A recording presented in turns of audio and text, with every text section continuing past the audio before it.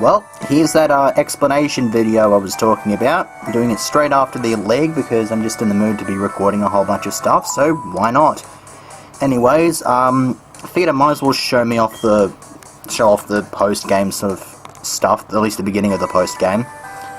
Okay, so obviously got to go and see Professor Elm, and I would put on my bike. Actually, I'll make the running shoes so I don't have to keep pressing B. But anyways, Elm has the SS ticket, and I can go and head off into Kanto, which is a good thing. So, blah blah blah blah blah. Okay, cool. Anyways, since we do not have a flyer, we're gonna have to do some trekking over into Cherry Grove City in order to do that. Thankfully, though, we have super repels with which to do this, and we have a bike. If I can just bring it up. Cool. This one reminds me a lot of the Mark bike. I really wish they'd kept the like 2-gear sort of ones, like in Diamond, Pearl, Platinum. I kind of like those the best, because I didn't really understand why they would have to have 2 separate bikes in Hoenn. I suppose it was a new sort of thing, but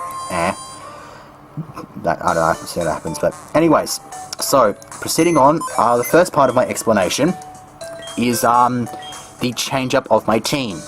I am changing up some teams right now. You may have noticed this at the start of my Elite Four challenge. This here Skarmory has actually, for some stupid reason, been hatched from an egg. Is a pretty decent nature, boosts physical defense, and I actually have this thing effort value trained. I don't know why I decided to do this, but I decided that I wanted to use a Skarmory because I hadn't used one for quite a long time, and decided I wanted to use this thing. So I'm going to be using this. I'm also decided to use the Shiny Raticate, which once again is also effort value trained. It is a little bit lacking in the level. I'm also using this. The nickname of Rot is a reference to Rise of the Triad, and that game had this power-up called Shrooms Mode, which literally put the player who picked it up under the effects of magic mushrooms, which was incredibly hilarious. It is an animate nature, and so I decided to take a crack with it. I don't know if it's been fully effort value trained yet, but I'm not going to care too much. And I'm also using a Swinub, which I have yet to nickname, and I have yet to even touch or even grind up. So these 4 are going to be new members of the team, and I've also decided to, and so you would think, hey, 10 team members, right? Unfortunately, that is not going to be the case. I have made the decision to cut a couple of team members, and I've cut Samantha and Puffstore. They have served me incredibly well. I may sort of bring them back as like one final strongest team of 6 to take on Red or something like that, but for now they're going to take a bit of a well-deserved breather. The items, yeah, I'm just going to keep the items on them because the items aren't going to do that much here. So what I'm going to do is I'm going to add Conqueror to the team because he is my flyer, and I'm also going to grab Sarah as my shine. So I'm gonna grab Sarah out as well. I could grab Swinub and Parasect and fit one of them with the experience share and give them some experience going into the battles, but it's not really going to matter that much. I'm not going to do a whole lot of battles on screen anyways. So yeah. Anyways, so just gonna leave Rot and the Swinub here, and once I'm done here, I'm going to be spending a fair bit of time grinding these team members up to scratch with the rest of the team, which will probably take a bit of a while, but it shouldn't be that big a deal. And I'm not going to really use Sarah that much because she's well and truly below the rest, but it's a good thing. But it's not such a bad thing because I do have an experience share, which I will give to her. Yeah, she's holding a steel scarf, but it's not going to matter at this point. So she's got the experience share, so she'll pick up some experience when we battle the trainers and whatnot. Gonna leave with Conqueror because I'm gonna give him a good solid crack now on screen, and we're gonna go and do some SS Aqua shenanigans going into the thing. and in case you didn't notice, the my Conqueror is holding a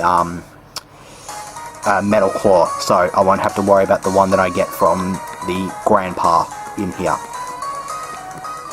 So, anyways, heading on in here, and we find Professor Oak. Blah blah blah blah blah, and we get the National Dex. Hooray! Not like it's ever going to be completed, because I'm going to be transferring a bunch of this stuff through Pokemon Bank onto X. Like, I'm going to be transferring the team, the Larchie twin that I get off this, which I'm pretty sure is Latias.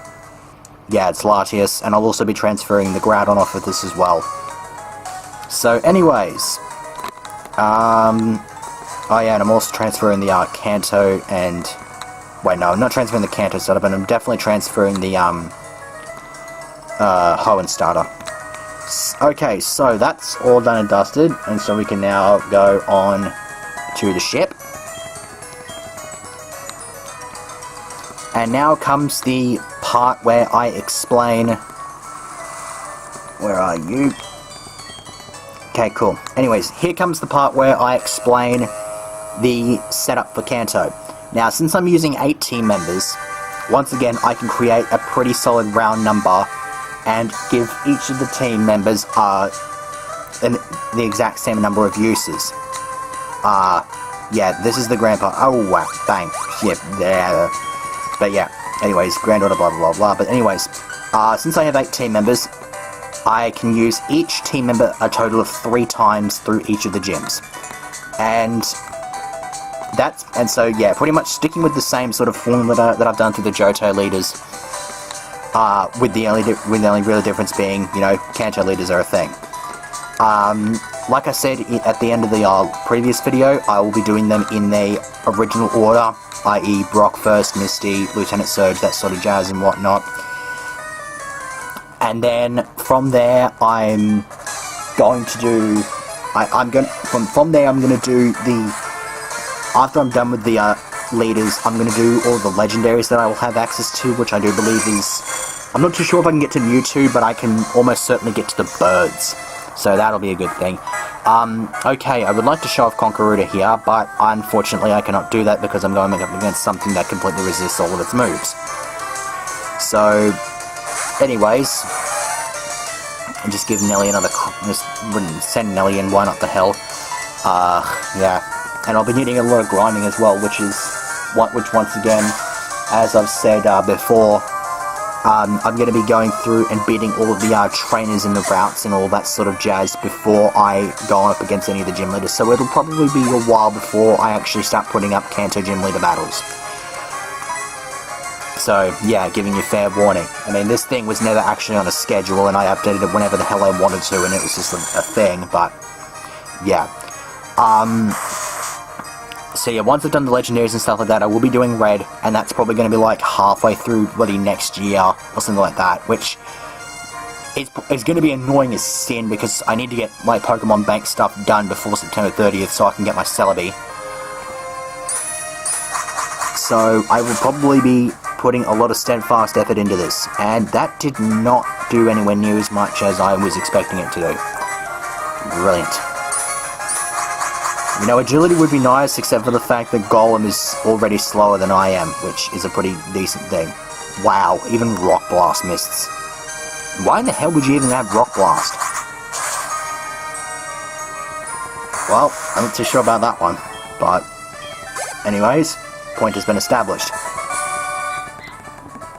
So yeah, anyways, might as well go through the rest of this video and sort out all the problems with the grandpa and his granddaughter and whatnot. Now if my memory serves me correctly, have to go here. Yeah. We do that, and then we have to go up and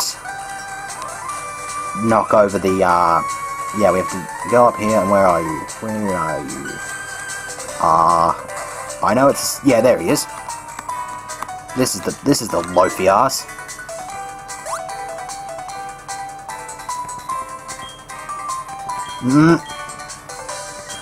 Challenge me, fine. I don't give a flying crap. Okay, so anyways, we got the Machop, and then I'm just going to kick its ass with Fly. Because... Wait, what the hell? Someone wondering... Oh, good lord. Alright, that's, that'd be no guard at its finest. If it was Sky Uppercut, then I would understand, but, hey, no guard's still a thing, apparently. Okay, Machoke. You, I've got something bigger for you. 41, I don't care, because I have Sky Attack. What do you got? In before Vital Throw. Oh, bloody Cross Chop. It'll do more damage. But I am a physical wall, so I'm not gonna take that much damage from physical attacks. I'm pretty sure I've maxed out in effort values for physical attack here. So, Sky Attack, Smash. I've got a few effort values piled into the physical attack, so I can actually head out as well as wall stuff. So that's not such a bad thing. And then Psyduck. You know what? Let's just give Sarah a crack at this. Why the hell not? It's a Psyduck. Yeah, and it's only 8 levels stronger than me, so it's not that bad. Right. So, I thought this was Super Fang. Right. Okay. And Hyper Fang still manages to do a shit ton of damage and enforce the flinch. Right. Looks like Sarah's putting in the work. Yeah, I found out, I think I explained this in the video in which I'd found it. It's adamant natured, plus it has attack IV of 30, and so I put out max effort values into its physical attack, and so it can just hit hard. And I've also got Sword Stance on it, so it can just... It's pretty much just a physical sweeper. Even though it's a really shitty Pokemon like Eradicate, but it's a shiny one, so I'm going to use it. Anyway, so that's the Sailor that I've just knocked over.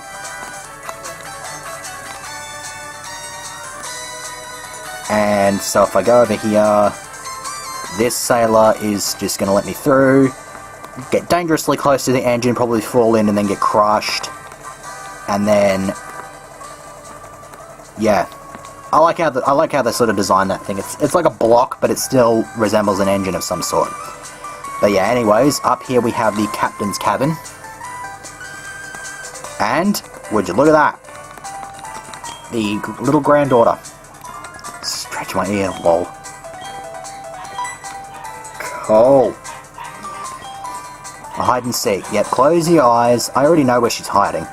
Because this is one of the things that I know for it is a fact that I can remember from. Because I've played through the game. I've played through, like, the remakes, like, 4 or 5 times. I mean, you can't really expect me to remember everything, but this one I definitely remember. Because it's just one of those sort of things that just stays in your head. Yep, off you go, back to your grandpa, back to the cabin, blah blah blah blah blah blah blah. Cool. Yeah, there's the incredibly pointless metal coat, which I will never ever use because I got one off of a Magnemite earlier. I mean, I didn't have to, because, you know, this is a thing, and I could have just given my Skarmory this one, but I was a bit impatient and wanted to get another one, so... I'm not sure if I can battle any of the other trainers in here. I guess there's one way to find out. Wait, wasn't there a guy in here earlier? Okay. I'm guessing you can't. They probably have all buggered off and everything.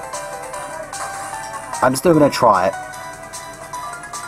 Yeah, looks like they've all ditched, which kind of sucks because I would have loved to get the grinding for Sarah, but it doesn't really matter that much. So anyways, basic recap of the Kanto challenge. Doing them all in their proper order after beating all of the trainers. 3 Pokemon for each, like in Johto. Each team member will be able to be used 3 times. Obviously made some switch ups and stuff like that. So now that that's happened, now comes the time for me to go grinding and probably catch Latias as well. So yeah, that'll all be done off screen. So see you whenever I get around to doing the leaders, I guess.